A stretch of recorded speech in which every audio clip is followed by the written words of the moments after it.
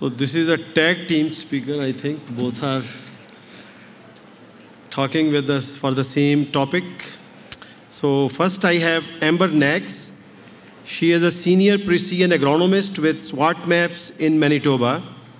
Amber uses maps to create variable rate fertilizer, seed, soil amendments, and soil applied herbicide management recommendations for growers. With over 20 years in agriculture industry, she is passionate about on-farm agronomy and helping growers achieve success. Amber resides in McGregor, Manitoba with her husband and 2 boys. And now we have another speaker, Trevor Friesen is a product owner with SWAT Maps.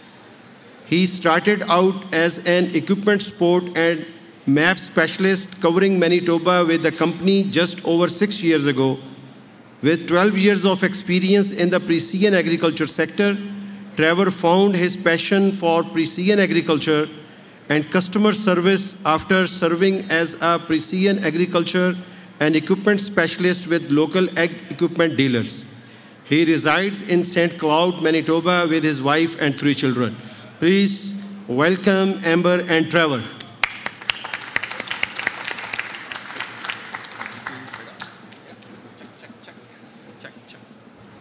Hello. All right. As you said, my name's Trevor Friesen. I've been with SWAT Maps here for about 6 years. Today we're here to talk to you guys about applying today's technology to refine precision agronomy. And now a lot of people are thinking, well, what does that really mean? Basically, what we're trying to do is equip you guys with a little bit of knowledge to start questioning the specialists that are in the building today to answer any of your questions on how to make your farm more precise when applying fertilizer and other products. So where are we today? What is the adoption curve of variable rate? Because a lot of people do question it day to day. So I kind of drew up this little chart here, and a lot of people are going, well, Trevor, why did it drop? What happened was there was this fancy thing that came out that was called satellite imagery. Everybody thought it was going to solve our problems, give us all the answers, and we'd be able to easily fix all these issues. What we soon found out is there wasn't enough knowledge or understanding of satellite imagery for us to actually apply proper agronomy to it. So now that there is technology out there and people have a better understanding how to use this technology, we're starting to get a bit more of a ramp up, and we're approximately about 15% adoption rate right now on a global scale. So I always get this question, Trevor, what technology is available today? Well, I'm going to start with equipment. You know, we're in a building full of fancy, brand new equipment that basically is VR capable today. You buy it right off from the manufacturing line, it can probably variable rate. You know, so most of them are VR capable, but it can be cost prohibitive. So after listening to Matt Yannick, we have third-party options. These are bolt-on, retrofit solutions that can turn your old equipment, if it's still in good shape. You don't have to make a major investment to get into variable rate and start applying your nutrients where they're required. So convert your old technology into new technology, and it is quite budget friendly. A lot of people are a little bit scared to ask about these solutions, but in general terms, you can get into it at a pretty decent cost. Part of what I'm here to do is just kind of, again, equip you guys with a little bit more knowledge to ask the specialists in the building these types of questions, right? Is the equipment VR capable? And understand the difference between variable rate and sectional control. Does it VR by section? Does it VR by row? Does it VR by nozzle? And a lot of people, or a lot of equipment now actually has the capability to do turn compensation. So a lot of the new sprayers, what happens is you're turning in a corner, you're actually going to be applying more product on your outside turn versus your inside turn. Why? Because it's a pivot point. Why are we going to want to apply the same amount of product on that inside turn when we know the outside is actually skipping over a lot faster, right? Speed is one of those limitations and affects the rate of your controllers, right? Number of products is also a key thing. You know, a lot of people have two tanks or 3 tanks, so they're limited and start having to use blends. So understanding what your limitations are from a nutrient standpoint on number of tanks, or even on your sprayers. A lot of the new sprayers have direct injection. You can use direct injection to put whatever product in the right spot, or even turning it off and putting on a second product. You know, all these tools are now available for us, and we have a better understanding of how to use them. The other limitations that I want to talk about for equipment is nozzles, your meters, your seed discs. They all have limitations, right? You have a low range, you have a high range.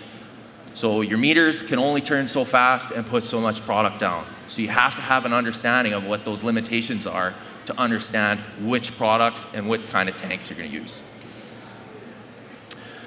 I like putting this question into my slides. You know, I had this yesterday even. Trevor, your zones are too small for my equipment, and it's too wide. I'm going to be covering multiple zones at the same time, right? A lot of people see 60-foot drills, and there's a 5-foot section. Well, I'm not going to VR on that section because most of the implements today only apply one rate across the bar. So that means your variable rate prescription or your recommendation is going to be wherever that GPS receiver is, and it's going to apply that rate. Now, again, prescription files are made to respect that within limitations, right?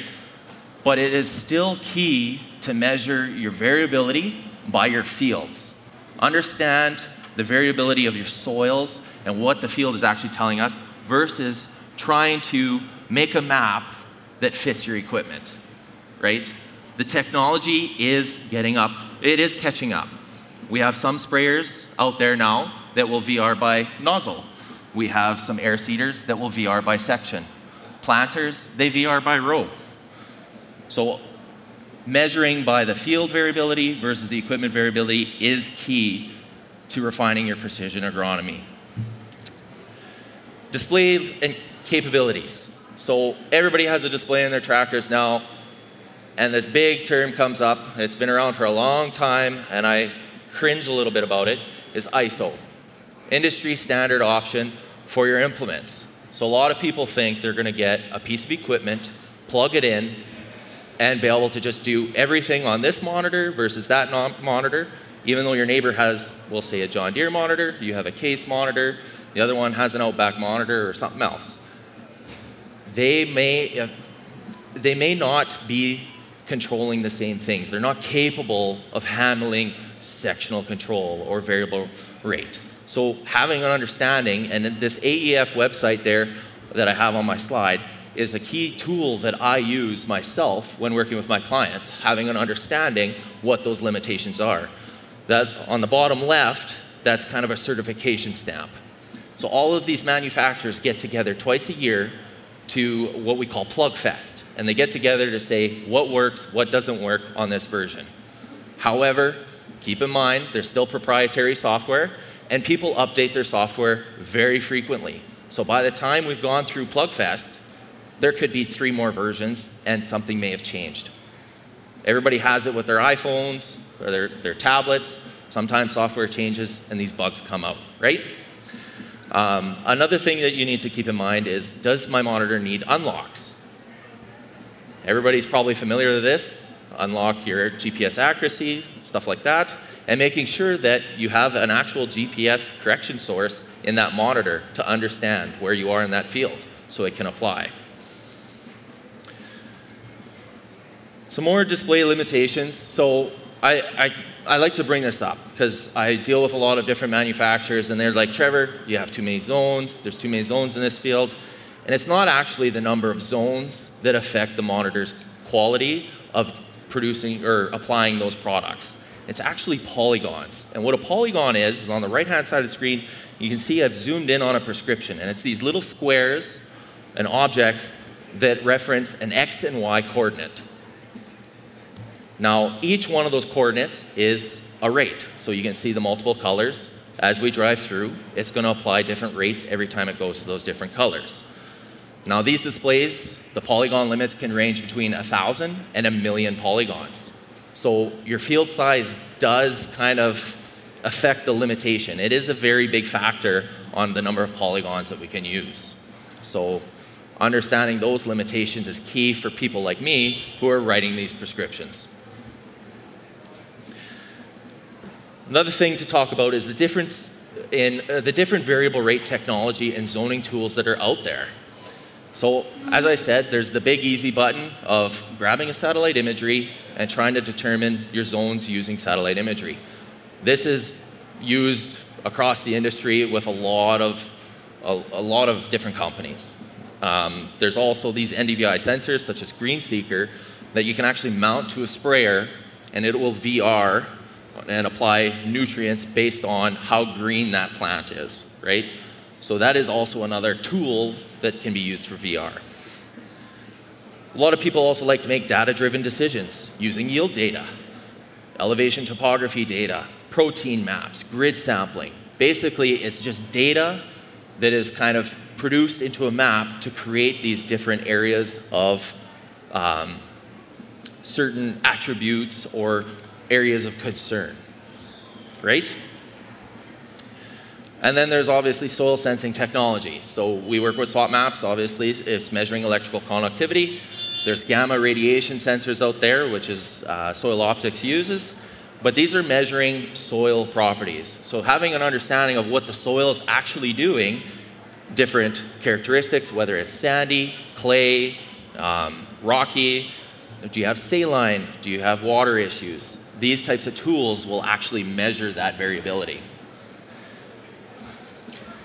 A lot of people too, they will actually merge multiple data points too, using imagery or soil sensing technology or other data-driven things to create multiple layers and different layers to come out with a VR strategy. But just keep in mind that all data does have a purpose. There's some out there that is very established and well known to the industry, but there are still some that are here and limited, such as protein mapping. You know, we have crop scan sensors on the combines now that are measuring the protein of the wheat. So now you can make a nitrogen map off of that and have a nitrogen strategy for those fields. In the future, there's a lot of spectrometry talk going around. There's a lot of people trying and dabbling in it. Again, it's very early stage. It's not really here, but maybe there's even inter-plant, right? People taking pictures of plants and understanding the variability within the plants across the field. And one of my last slides here before I pass it off to Amber is different file types. So there's actually what we call raster and vector files. So here I have a nitrogen prescription, an NH3 prescription, which was the exact same recommendation for the agronomist, but I created it in a raster file and a vector file.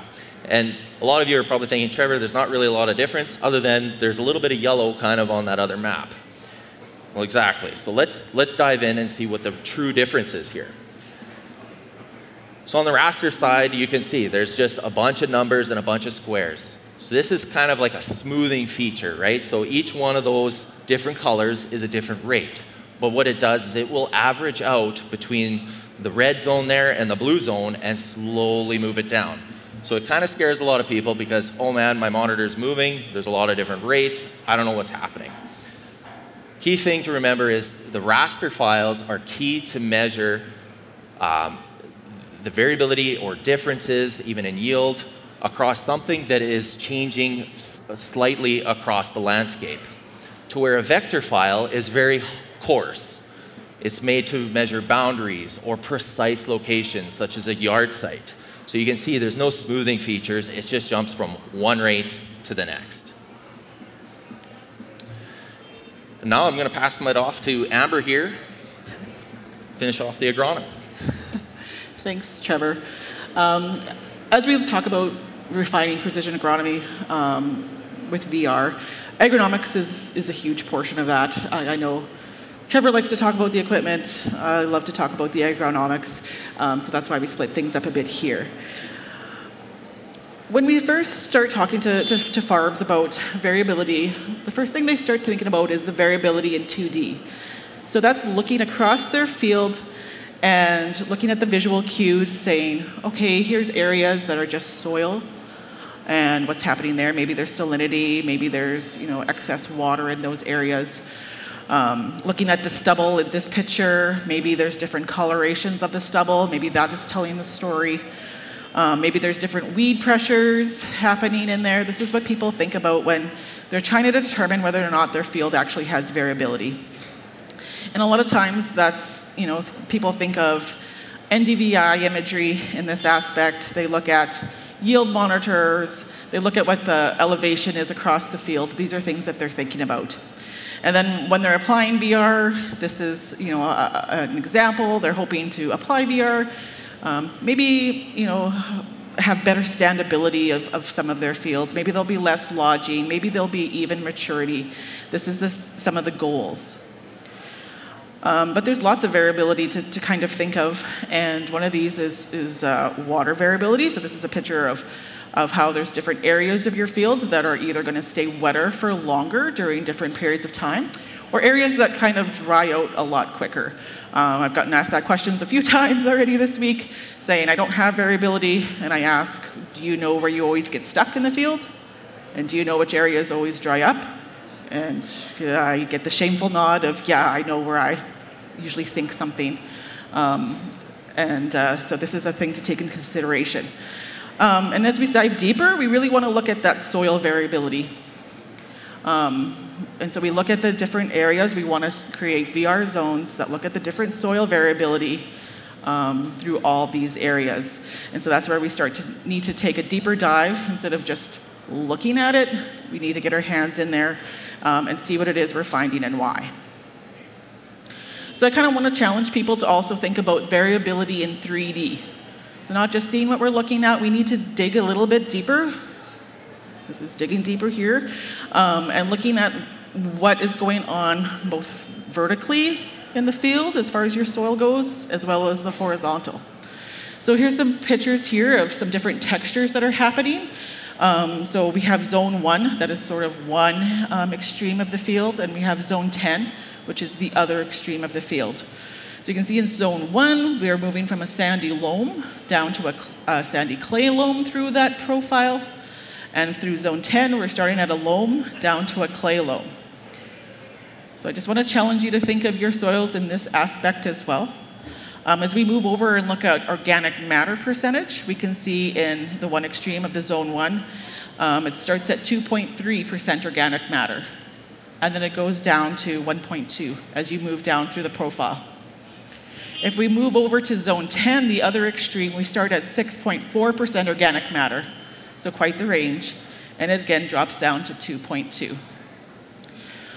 And again, this is a really visual about the topsoil depth that's happening here. You can see the one extreme, the zone 1, has a much shallower topsoil versus the depth of the topsoil on zone 10.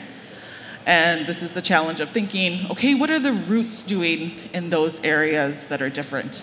Right? What's the possibility of nutrient penetration or things happening, getting lost in the zone 1 versus how well it might be held in zone 10? So matching some of these nutrient availability, some of the water holding capacities of the soil, where are these roots going to go to? You have to think about these in 3D. So this is understanding your nutrient variability in your soil. That's what we hope to do with variable rate. So both horizontally across the field and vertically by depth. And in the prairies, this is often associated with both topography and sometimes long-term erosion. So sometimes we get a lot of movement of soil from the tops of some hilltops down through into the depressions. This is something that we can look at as far as the VR options. We can see how soil texture affects both the nutrient and water holding capacity. I hope that makes sense to you as well. And how maybe salinity affects the yield potential and nutrient availability. So here on the left-hand side, I have a chart about phosphates. So this is Olsen P, ppm. And so basically in the first zone, this is pretty low phosphate numbers showing, and it increases through the zone. So there's excessive phosphates in zone 7 to 10. So this could be a really good area to variable rate. And in this case, these are salinity areas that we don't need to be applying any more phosphate fertilizer to. So this is some interesting data that's kind of shared by AgVise here. It's a summary of 24,000 precision soil sampled fields from the following areas you can read there. And what it's looking at is the number of zones and how much variability you're finding when you're soil sampling. So if you only have 3 zones in your VR program, and we're looking at, say, nitrate N on what that variable rate program is showing you, from one extreme to the next, you're only getting 33 pounds of nitrogen difference. And as we move down, you can see if you have 8 zones per field instead, at 8 zones, you're finding 78 pounds of nitrogen difference from one zone and to your other extreme. So we're being more precise. We're finding where some of this variability exists by adding the number of zones. So again, the same holds true with phosphate. You can see how we're finding more extremes in the phosphate numbers, potash, and pH. So sometimes people will wonder, how come we have so many zones? We're trying to be more precise. Oh, sorry, one of the things I wanted to mention on this slide as well is, just because I'm talking about nitrogen, that's kind of the easiest access to entry that some farms get to. When we have some of the equipment talk that's been happening, sometimes the easiest access point is starting with nitrogen. So say I can only do the anhydrous ammonia portion of it, that's my only entry to variable rate. That's something to look at. If we can only top dress a certain amount, that's something to look at as well. Nitrogen is something that's often talked about quite a bit because there is quite a range. I'm going to talk about a few other things just to kind of push you out of just thinking about nitrogen itself and show some other examples that we have. So I'm going to just talk a little bit about the variability in sulfur. Sulfur is something really visual, so it's something that's really easy to kind of show, and it's one of those products that might be over-applied pretty consistently.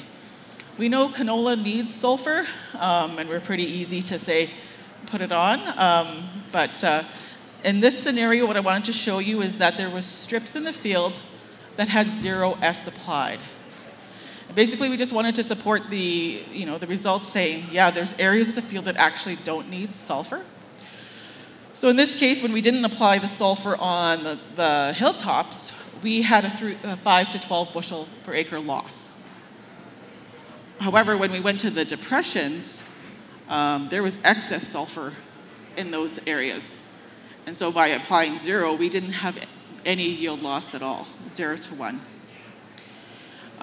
Because sulfur is very much connected to percentage organic matter and how much topsoil depth there is, we can accurately measure some of these zones with a really good VR program that's looking at soil. Variability in pH is something else to look at as far as what maybe your program can offer you. This is a set of data that's been collected from Western Canada from a lot of soil sampling we did this fall with our company. And sometimes you just need to take a step back and think, what are our options in my area? So this is, we have brown soil zones all the way to the gray. And as we can see, those charts start to shift. Whether or not the pH is higher in the brown soil zones versus much lower in the gray soil zones. It has a lot to do with the texture of those areas, how much rainfall is happening in there, the organic matter that's different in those first zones, and really the buffering capacity of that soil to resist acidification. So it's really about knowing the soils for your area, knowing the soils for your farm, knowing the soils for that specific field. Micronutrients, really consistent info about micronutrients that we've been able to pull, saying, yeah, in the one extreme of the zone ones, we have lower amounts available. As we move through all the zones, there's a lot more of the micronutrients in some of the other zones. So it tells us a little bit about maybe we'll see more response or which areas might have more response during the year. There's sometimes questions about, is variable rating fertilizers the only value that I can get with my VR maps? And of course, no. Using different varieties is a really great management tool that can also be used. So here I have different wheat varieties being placed in different zones.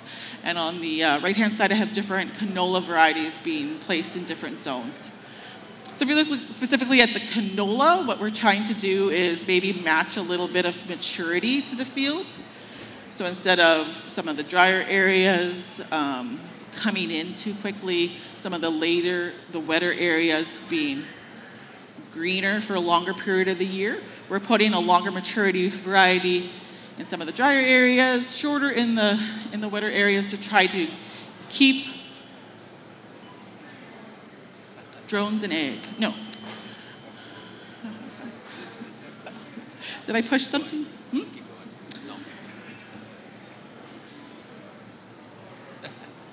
Shout out to the tech people.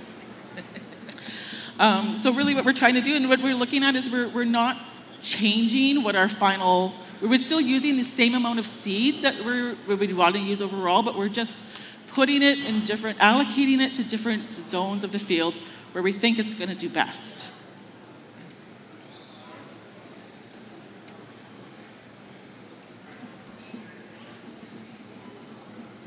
So intercropping is another option to look at. So this is some options we're going to show you about some different seeding with clearfield canola with fabas, the canola with lentils, and canola with peas. So one of the ways that we could do this is we know fabas are going to like it in a bit wetter situations. So we're going to put the faba bean seed where we think it's going to do best and move more canola seed to the drier areas of the field. Use the same amount of seed, but again, distribute it to where it's going to do the best. On the opposite spectrum, we have peas. So we know peas like their roots to be drier, so we're going to purposely put more pea seed in the drier areas of the field.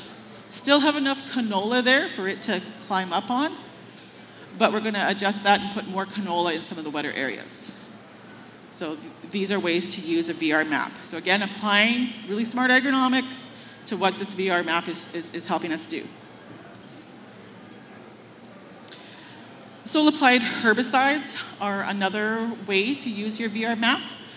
As you can see, these are some different labels for Avidex, for Authority, Excel, and then Edge. So a lot of these labels will actually tell you to use a specific rate depending on the percentage organic matter or the soil texture of those areas that you're in. So there's quite a range. 35% more you maybe could be adding, or maybe you're over-applying. 48% and 40% more. That's quite a range. And then why do that? Basically, you really want those rates to match the organic matter and texture, right? We don't want to be hurting some of these low organic areas of the field by over-applying something that shouldn't be there. It might hurt next year's crop. And you actually want better activity in some of those depressional areas or where you know those tough-to-kill weeds are, right? You need to match those rates to really get these weeds. It just really makes sense to do. And we know wild oats in the wet areas, high organic matter areas, we know how to target these. We need to be putting on the appropriate rates. Fungicides on and off is another great option to use with your VR map. Basically, if we have a label with multiple rates, we can adjust that by zone. So in this case, it was really wet. There was a lot of drowned out areas or thin areas of crop. So we decided to shut it off in a few zones. We used the lower registered rate for a few of them. And again, this was done by an aerial applicator. So maybe that's another option when you don't, there's lots of equipment options. So we didn't talk about aerial things yet, but that can VR certain things as well. So in this case, total fungicide reduction was 23%.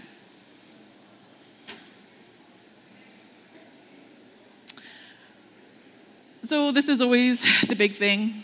I'm new to variable rate, right? How do I get started? What is my ROI going to be? So it comes down to economics. And this is always going to be a tough question.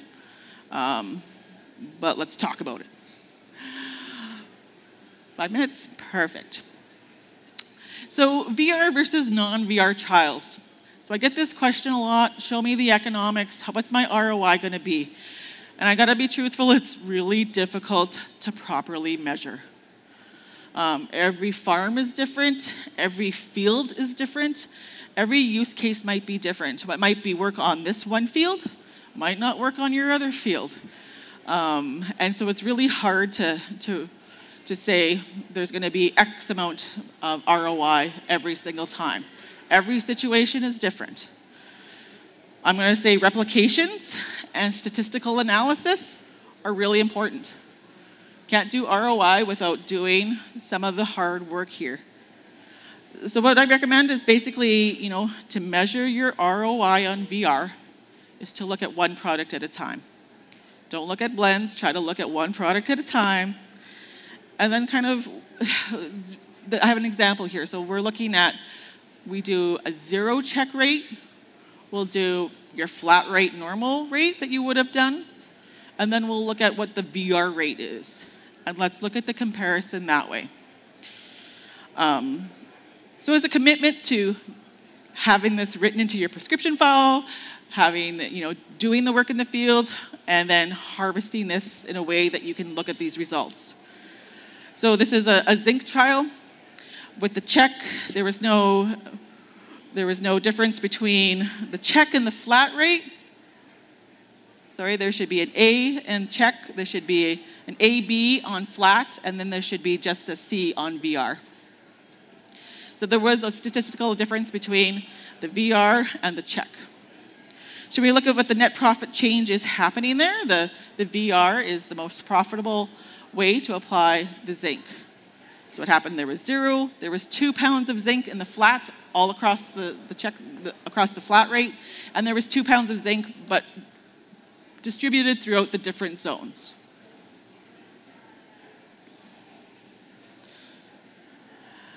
So this is a really interesting one. Really thank you to Adam Gurr from AgriTruth Research for sharing this data with us. This is a 6-year ROI following one build application of phosphate fertilizer, of MAP. So what happened in this case scenario is in 2008, one large batch application was applied. There was a 0 check rate. There was a 700 pound rate. There was a 350 pound flat rate. And then the one VR rate was 270 pounds of MAP applied as a VR. Only starter P has been applied every year. This is something Adam continues to follow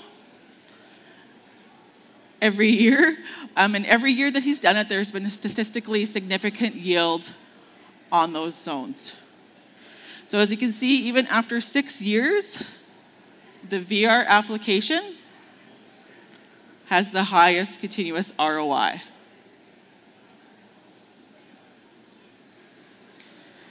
So I think this is a really interesting information that Adam's been able to share. I really encourage you to reach out to AgriTruth Research and look at more of their data. There's a lot of information in there that he's been doing many, many years on. And again, just to show you, this is our SWAT map of what that recommendation was, so you can see what that would look like. So there was higher phosphates in zones 1 and 2, and again in zone 9-10, so we placed most of that phosphate through the other zones. So just to kind of wrap up, here are some of the common opportunities that I want you to kind of think about. After a dry season, we've seen that where we can save on nitrogen just by looking at soil sampling by VR. And acid soil types, VR liming is really popular because it's really expensive to do. So if we only need to do it on a portion of the field, that makes the most economic sense. VR sulfur, we're consistently probably over-applying, and it does have large variability. VR phosphate, many soils are low, and it's not going to make it on its own. Targeted micronutrients, soil-applied herbicides, and on-off fungicide use. So there's the key takeaway. Of course, fertility is really complicated. Sometimes it's the long-term goals that make it economical. Stop worrying about the weather. I know that's hard to say, but with dealing with VR, we gotta make a plan, and sometimes it doesn't matter. The wet areas will always be the wet areas, the dry will always be the dry. And it's really important to focus on your soil potential and match that with what the nutrient availability is gonna be.